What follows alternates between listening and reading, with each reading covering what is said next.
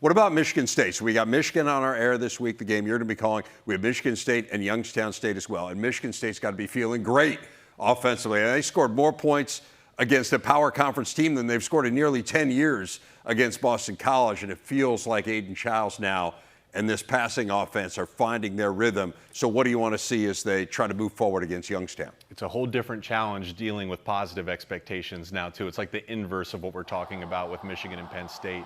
But for Childs, I mean, you can't draw up a better start to this season. Everything we were hoping to see from him, we have seen on tape.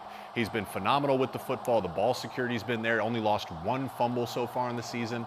And I think what we're seeing, too, is week one, I don't know how many different offensive line combinations they played, but they're slowly working down to what's the best 5 on any given week, maybe 7 or 8 that we rotate. That's going to benefit Childs in the run game. And what I'm also seeing, Nick Marsh, as a true sophomore, he is blossoming into a star.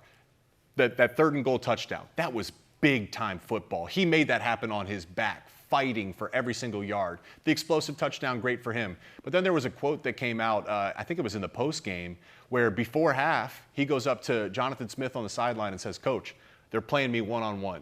Give me the dang ball."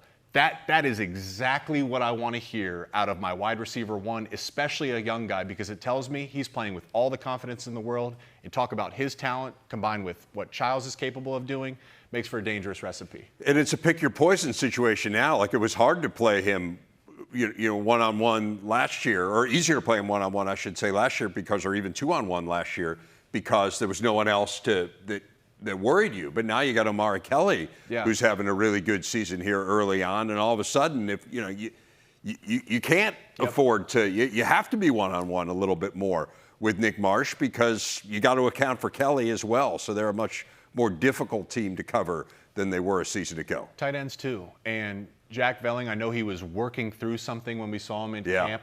He's probably not 100% the way we're seeing, but when he's healthy, he's one of the best tight ends in college football. So there's little elements that are being, and that's what this game is about this weekend too, is add another element without sacrificing ball security. And they've opened up the run game too. They're up about 50 yards per game. O-line run blocking has been much improved. No doubt.